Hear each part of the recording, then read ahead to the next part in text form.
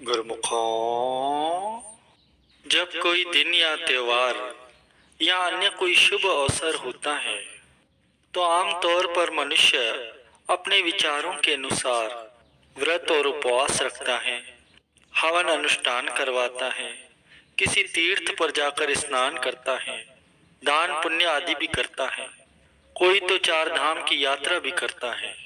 ऐसे अनेकों ही कर्म करता है, परंतु प्राप्त क्या होता है? तीरथ जाए एक फल, साध मिले फल चारी, सतगुरु मिले अनेक फल। गुरु को वीडियो लाइक करना, सब्सक्राइब करना प्लीज। ये सत्संग आप ध्यान से सुनना, वीडियो लाइक कर देना, सब्सक्राइब कर देना प्लीज। कहे कबीर बिचारी। भाव ये है कि किसी तीर्थ पर जाने से एक फल की प्राप्ति होती है, अर्थात जिस कामना की पूर्ति के लिए वहां जाया जाता है केवल वही पूरी होती है। साध मिले फल चार, कि संतों की शरण में पहुंचने से चारों फलों की, जितने भी शुभ कर्म हैं, धर्म, अर्थ, काम और मोक्ष, इन सब की प्राप्ति होती है। परम संत श्री कबीर साहिब जी ने अपनी इस वाणी को उच्चारण करने का उद्देश्य भी स्पष्ट करते हुए अंत में इस प्रकार से वर्णन किया है कि सतगुरु मिले अनेक फल, यानी कि सदगुरु के मिलन से जीव को लोक और परलोक के सभी फलों की प्राप्ति हो जाती है, जिससे उसके मन में किसी भी प्रकार की अभिलाषा बाकी नहीं रहती। ऐसी महामहिमा है सदगुरु के मिलन की, उनकी शरण में पहुंचने की, उनके सत्संग की। सत्संग की महिमा तो सभी संतों ने मुक्त कंठ से गायन भी की है। संत पलटू साहिब जी कथन करते हैं, पूरब पुण्य भय प्रकट, सत्संग के बीच में जाए पड़ी, आनंद भयो जब संत मिले, वही शुभ दिन वही शुभ घड़ी।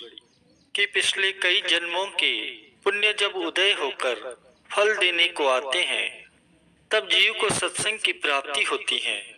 जिसे सत्संग मिल जाए, सत्पुरुष मिल जाए, वास्तव में उसके जीवन का वही सबसे महान, परम कल्याणकारी, आनंद प्रदान करने वाला समय होता है। सतगुरु साहिब जब मेहर करी, तब ज्ञान का दीपक बारा है जी, भरम अंधेरा छूटी गयो, दसों दिशी बया उजारा है जी। कि जब सदगुरु कृपा करके जीव के हृदय में ज्ञान का दीपक जगाते हैं, तो वहां छाया हुआ अज्ञान का अंधेरा समाप्त हो जाता है और प्रकाश ही प्रकाश हो जाता है। उस प्रकाश में जीव को सत्य और असत्य की परख हो जाती है। एक बार जब हमारे परम आराध्य देव श्री श्री 108 श्री परमहंस सदगुरुदाता दीनदयाल जी, श्री पंचम पातशाही गुरु महाराज जी ने एक बगीचे में कृपा फरमाई, तो सड़क के किनारे बहुत ही सुंदर सुंदर फूल लगे हुए थे। उन फूलों को निहारते हुए सदगुरुदेव महाराज जी अत्यंत ही प्रसन्न हुए और उपस्थित सेवकों को फरमाया कि देखो, ये फूल कैसे चमक रहे हैं। विचारवान जानते हैं कि महापुरुषों के एक एक वचन में गहरा भेद छिपा होता है। इसीलिए ये एक वचन कि देखो ये फूल कैसे चमक रहे हैं बहुत ही सार गर्भित है। यहाँ फूलों के माध्यम से श्री सदगुरुदेव महाराज जी ने हमें जो उपदेश दिया है कि जिस प्रकार बागवान की देख रेख में रहकर ये फूल चमक रहे हैं, इसी प्रकार अपने सदगुरु की आज्ञा के दायरे में रहने वाले गुरुमुखों का जीवन भी आदर्शमय बन जाता है। वे जहाँ भी जाते हैं तो भक्ति की महक से सारे वातावरण को सुगंधित कर देते हैं। भाव ये है प्रेमियों कि महापुरुषों की शरण में जो कोई भी आ जाता है, महापुरुष गुरु को ये सत्संग इससे आगे ध्यान से सुनना प्लीज, वीडियो लाइक कर देना, सब्सक्राइब कर देना। उसका लोक और परलोक दोनों संवार देते हैं। एक बार हमारे हृदय सम्राट, सभी गुरुमुखों के अंतर और बाहर रोम रोम में बसने वाले श्री पंचम पातशाही गुरु महाराज जी के पावन श्री दर्शनों के लिए चार सज्जन उपस्थित हुए। जब सबने मत्था टेक लिया तो उनमें से एक सज्जन से श्री सदगुरुदेव महाराज जी ने पूछा कि क्या बात है, आप बहुत ही उदास दिखाई दे रहे हैं। तो उसी समय उन सज्जन की आंखों से अश्रुधारा बहने लगी। वे श्री चरणों में नतमस्तक हो गए और रूंधे कंठ से विनय करने लगे कि आज तक मैंने केवल सुना था, लेकिन आज प्रत्यक्ष भी देख लिया कि आप दिलों की जानते हैं। वे सज्जन जो थे वे किसी कारणवश बहुत ही परेशान थे और श्री गुरु महाराज जी के इस प्रकार से स्नेहपूर्वक पूछने पर उन्होंने सारी बात श्री चरणों में विनय कर दी।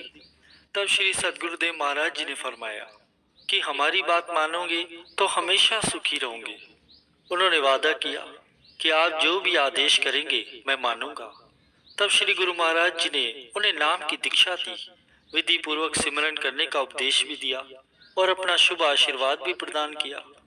उन सज्जन ने श्री वचनों को शिरोधार्य किया और जब अगली बार श्री दर्शनों के लिए आए तो बहुत ही भाव विभोर होकर श्री चरणों में नतमस्तक हुए और भविष्य में भी वे श्री वचनों की पालना करने का संकल्प किया।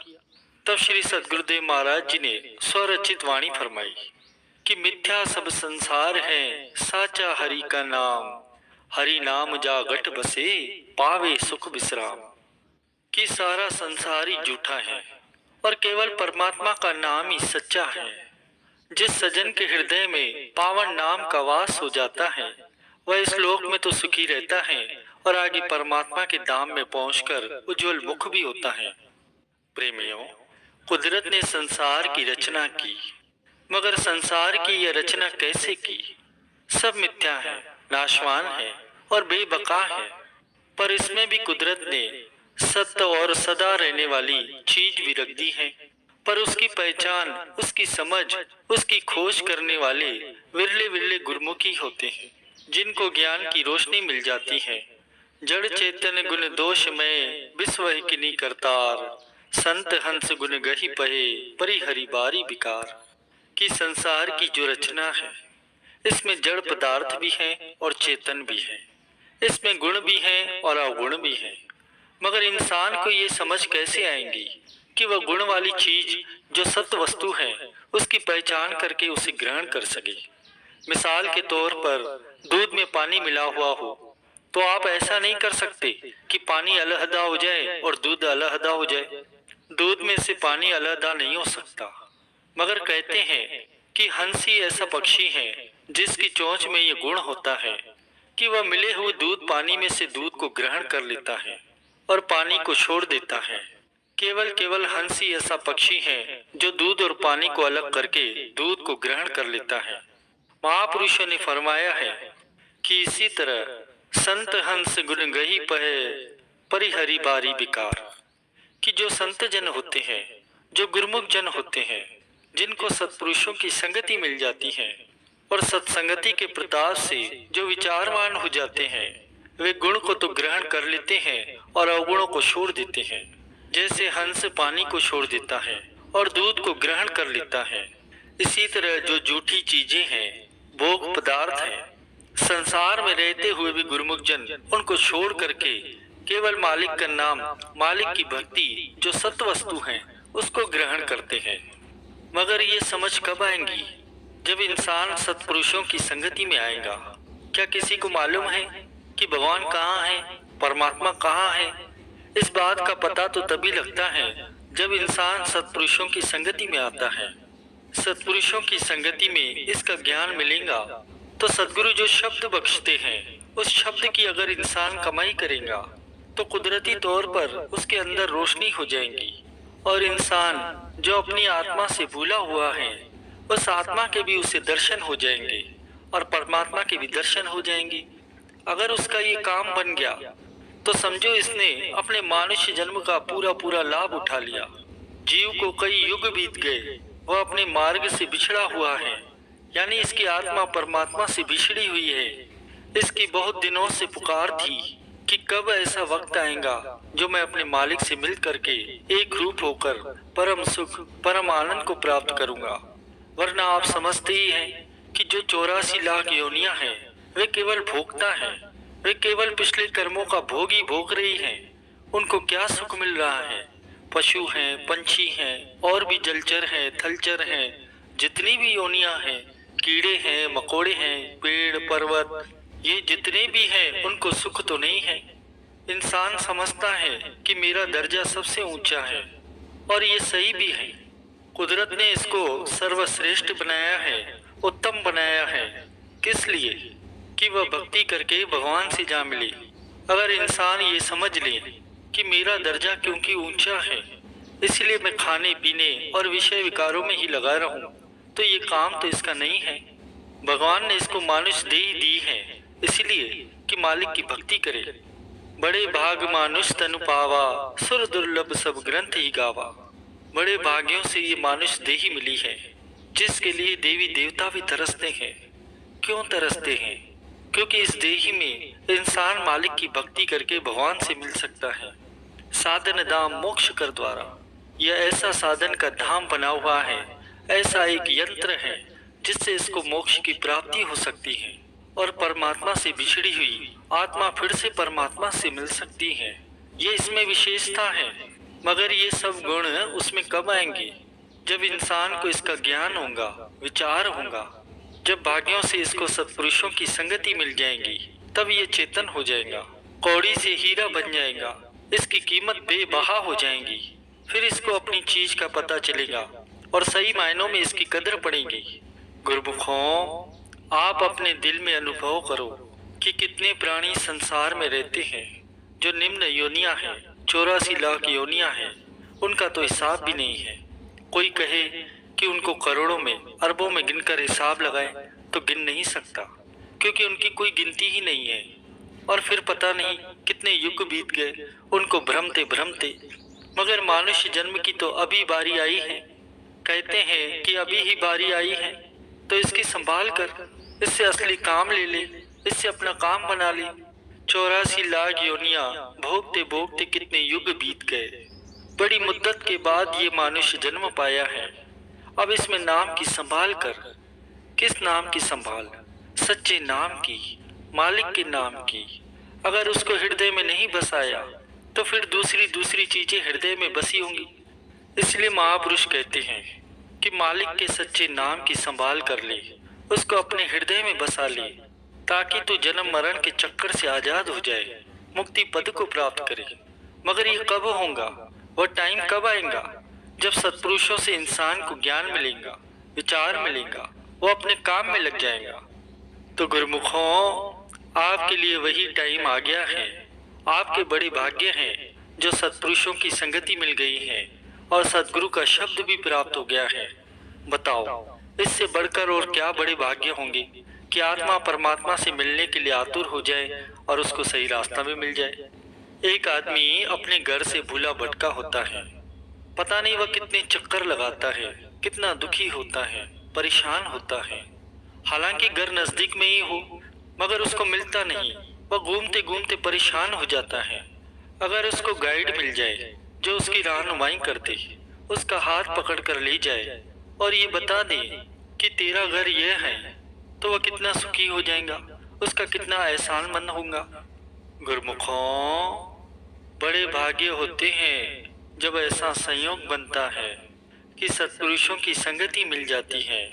इसलिए गुरुमुख जन इस वक्त से पूरा लाभ उठाते हैं, इसकी पूरी कदर करते हुए नाम और भक्ति की कमाई करते हैं, अपना काम संवार लेते हैं, अपने लक्ष्य की प्राप्ति कर लेते हैं और परमात्मा से, जो आत्मा जन्म जन्मांतरों से बिछड़ी हुई है, उसे परमात्मा से मिला करके परम आनंद, परम सुख की प्राप्ति कर लेते हैं। प्रेमियों, जब सृष्टि की रचना हुई तो सर्वप्रथम नाम की ध्वनि उत्पन्न हुई और यही परमात्मा का नाम प्राकृतिक रूप से प्रत्येक मनुष्य के अंतर में विद्यमान है। नाम सब में समाया हुआ है और सब नाम में समाये हुए हैं। सबके घट में ईश्वर के नाम की ज्योति का प्रकाश दीप्यमान है, परंतु वह इससे अनजान है। घट के भीतर इस गुप्त खजाने का भेद दर्शाने में केवल संत महापुरुष ही समर्थ हैं।